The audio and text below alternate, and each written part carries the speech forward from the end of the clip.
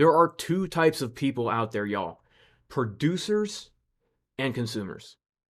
Now, the more of a producer you can be, the more free you will be, the more autonomy you will have, the more control you'll have over how you live your life, how you raise your family. But the more of a consumer you are, the more you will be a slave, the further into bondage you will go, the less control you will have over how you live your life and how you raise your family. Now, the handwriting is on the wall, guys. The collapse, many say, is coming. Now, this is not just me. There are many sources out there, economists, who are saying, look, we are facing an economic collapse at a magnitude equal to or greater than what we experienced during the 1930s. You have people who are looking at potential strikes, potential shortages, things that have already happened in the past, saying, look, there is about to be a huge disruption in the supply chain, right? We have inflation on the rise. People are saying there could be a societal collapse in general, and people are becoming very fearful, right? I'm hearing people in my own personal life and on the internet, they're becoming very fearful, and they're actually taking on a defeatist mentality, right? They're actually already admitting defeat and saying things are getting bad. There is no hope. And I just want to say, guys, there is hope. There is hope. I want to talk about some practical things that we can do to not only survive a complete collapse and a complete breakdown, but also thrive. Also thrive. Now, again, this is something that is affecting not just the lower middle class, but you've even got Goldman Sachs, right? Goldman Sachs weighs a 40% cut on investment banker bonuses. So the poor big bankers, guys, oh, I know, it's so sad. It makes me cry to think about Goldman Sachs having to only give their bankers 40% of the holiday bonus, right? But that's pretty intense. That's almost half. You've got car repossessions on the rise. People who bought vehicles after the pandemic because car companies, car dealerships were really trying to boost sales by giving people easy loans. Now people, they cannot pay their loans, okay? And your average everyday person, right? 1 in 4 American parents struggled to pay for basic needs in the last year, according to a survey. That means 1 in 4 families are struggling to provide the basic necessities: food, clothes, warmth. This is crazy, guys. And when we look at the charts as well, right? We can look, for example, at the Dow Jones Industrial Average. Shout out to my man who showed this to me, Lane Hughes on Twitter. But basically, if we go back to 1913 and we look at what happened here, we see something very interesting, which is we see 2 big market runs followed by a pullback, okay? And then we see a huge run up followed by a crash, and this was the 1930s crash. Now, if we come to our present day, we can see something very, very similar. From the 90s, we get a big pump leading to the recession after 9/11, another big pump leading to the 2008 recession. We have another massive pump, and looks like we might get another move to the downside. We take a look at the S&P 500, and when I look at the S&P 500, I think to myself, oh my goodness, what am I even looking at? This is just so disturbing. But if we take a look at the S&P 500 and we just superimpose the market structure that we had leading up to the 2008 collapse, it looks very, very similar to what we have now. So guys, things are looking bad, and I'm not here to say that they're not bad, but I am here to say that there are practical things we can do in order to survive and thrive during these times. Now, the first thing, and this is something that a lot of people feel like they cannot do, but I'm here to say you absolutely can do this. All right? That is, start to produce some or as much as possible of your own food. Now, for me, I am a homesteader. All right. One of my goals in life is to become as self-sufficient as possible. That's why I am a trader. That's why I'm an entrepreneur. That's why I am a homesteader. I grow a large amount of my own food. I raise my own animals. Check it out. I have about 30 chickens here. They're not all right here. But just having these chickens, guys, first of all, it does provide me with eggs every single day, a protein source, a fat source. It's so easy to take care of these chickens. What's going on, guys? That rooster right over there, he's my favorite. His name is Sam Bankman Fried Chicken. And my other rooster is right there. His name is Milkshake. All right. Now, we also eat these chickens, guys. And we can have meat, we can have eggs. It's a wonderful thing. Now, I do have a few videos on my channel going over how I approach homesteading, how I approach growing my own food. I do it in a way where I'm focusing on calories, how easy it is to grow, and how much it will actually produce. And if you focus on those three things, you can actually produce a lot of food for yourself. Now, just 100 years ago, everybody grew some of their own food. Talk to your grandparents. I'm very fortunate and blessed that I have two living grandparents. My one grandfather grew up on a farm. He had over 100 chickens. He had goats. My other grandfather, he grew up in Cuba. He didn't live on a farm. His family basically worked for a sugar mill, but his parents, they raised pigeons. They grew gardens. They were producing food for themselves. Now, why is this so important? Because again, if we can be a producer, it will lead to our freedom. If we are facing increased prices, increased inflation, disruptions in the supply chain, we can easily grow our own food. This is something that everybody can do. And if 1 in 4 families are having trouble providing food, then why wouldn't we just use what God gave us, which is the earth, and use that to produce food for ourselves? It's amazing when you realize that the ground, if you have any kind of property, even if it's a small property, you can grow food on that property. You can grow a lot of food on that property. Now, this doesn't mean everybody has to be a farmer. But let's say you have a community of people and you say, okay, I can't garden just because of my life situation, but this person and this person can.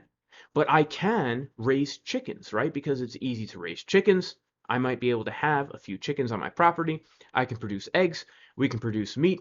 And together, as a family, as a group of families, as a community, we can take small steps to help basically give us a little buffer. As food prices are rising, we can produce more and more for ourselves. Now, even if you live in an apartment, you can produce some kind of food. You can grow things on your balcony. You'd be surprised how much you can do in a very little space. And for some reason, people are very hesitant to go in this direction. But it's one of the most logical things I think any human can do. Because if you are in control of your own food source, whoever controls the food controls the people. I mean, this is just the truth. It is the most fundamental thing that we need to stay alive is food.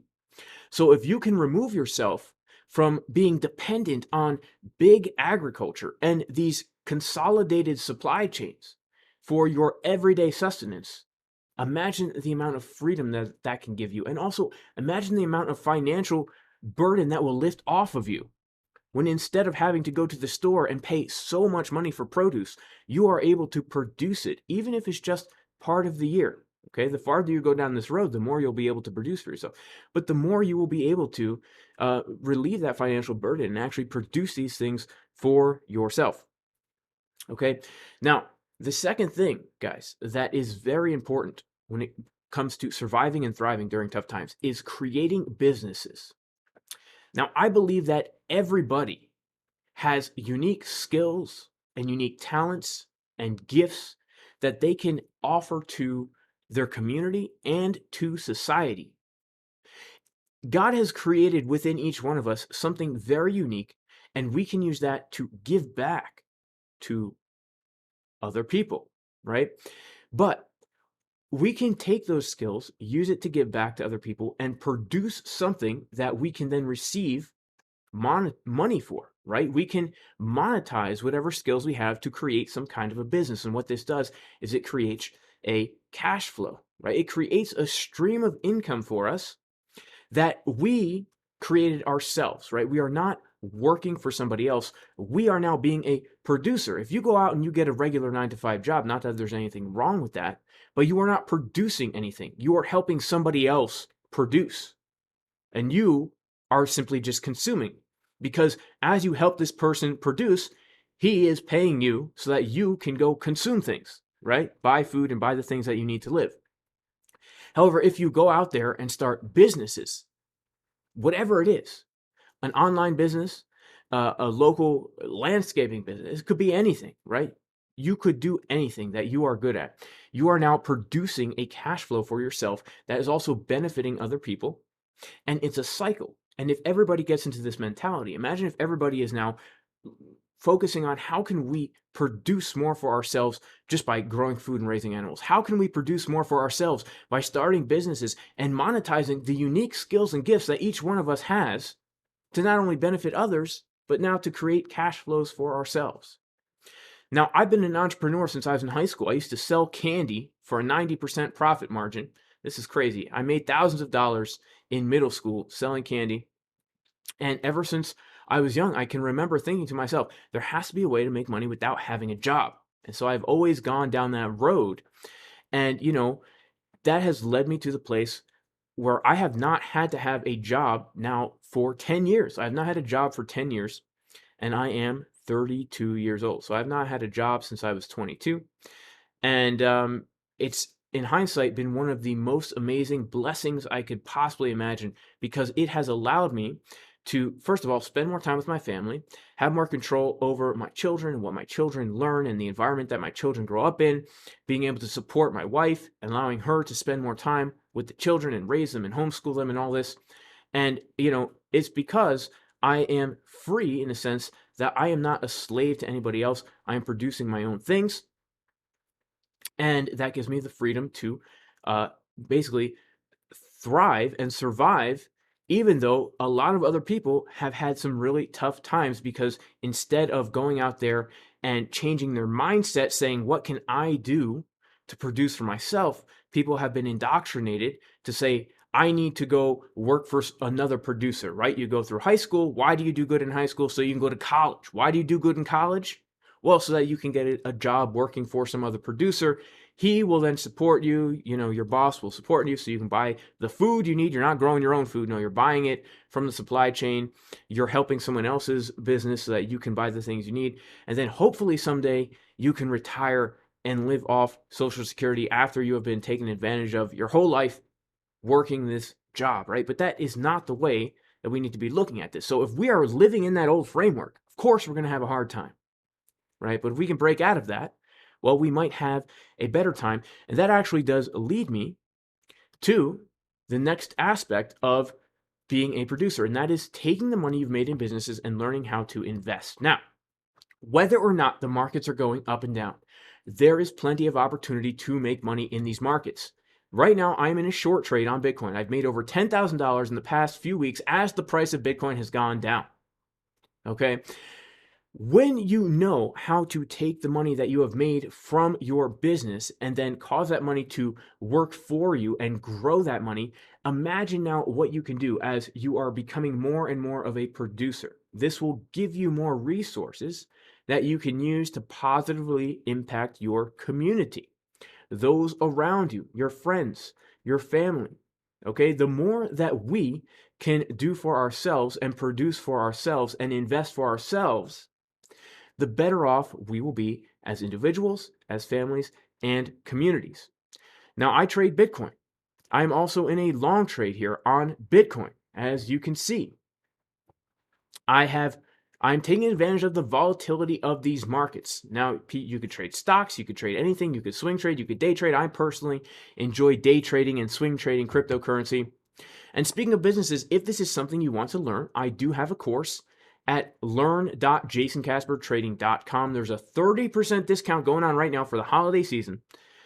And basically, this will give you the blueprint to trading from step A to step Z so that you can come to a blank chart, have a plan in advance, and know exactly where your entry, your stop loss, your take profit should be, how to use risk management so that mathematically you do not blow your account even if you take multiple losses.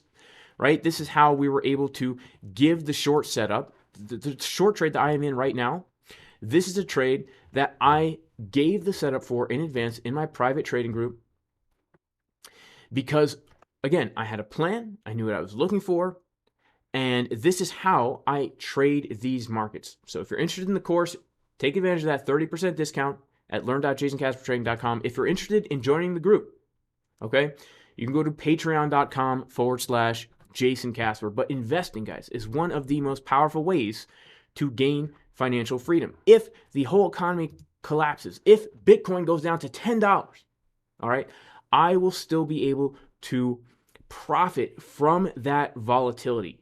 Trading is one of the most freeing things that you could possibly do in your life if you do it properly, because it allows you to now generate an income without a boss, without clients, without hours, without any overhead.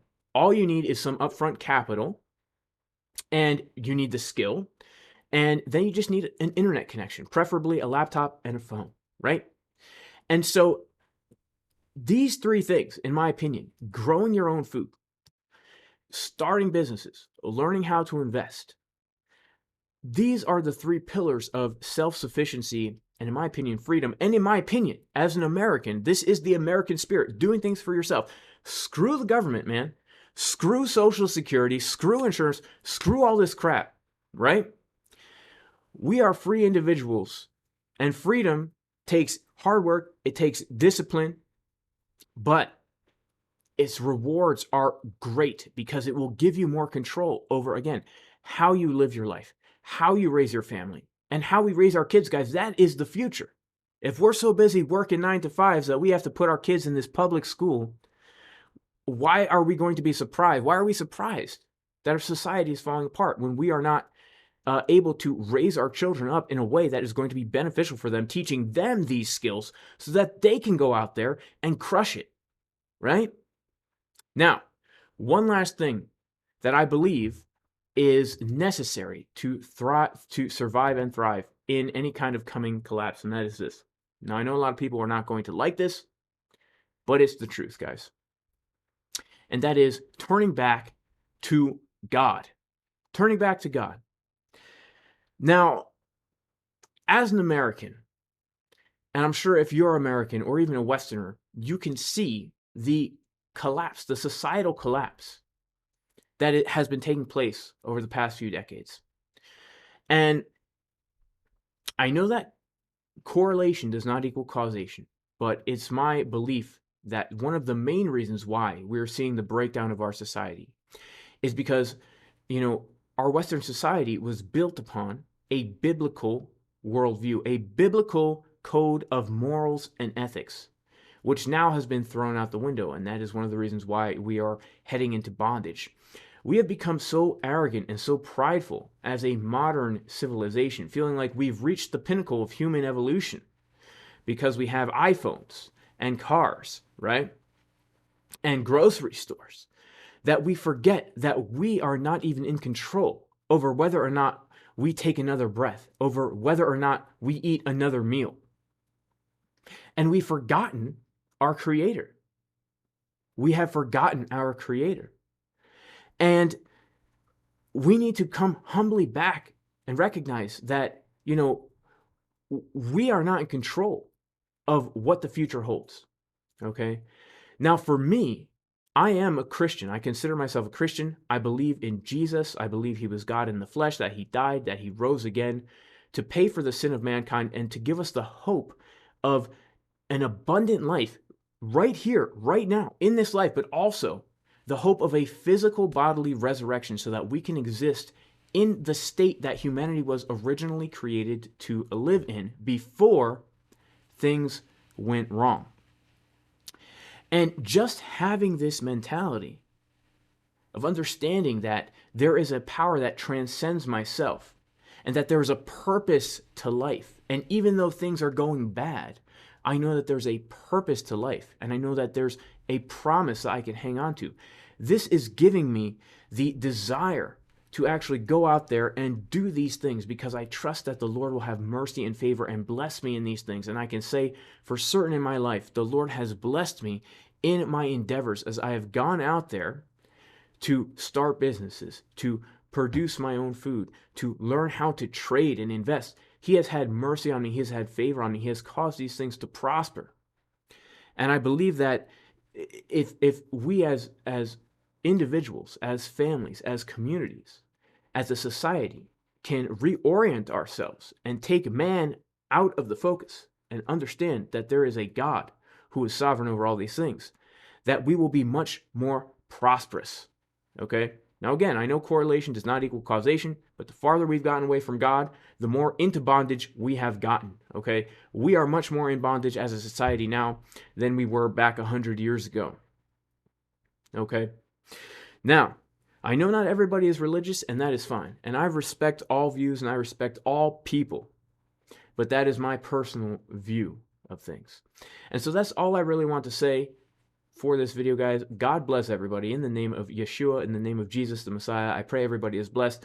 Guys, let's do what we can to take control of the freedom that we have and use it to produce things to benefit us, to benefit our family, to benefit our community, and to benefit society. Peace, y'all.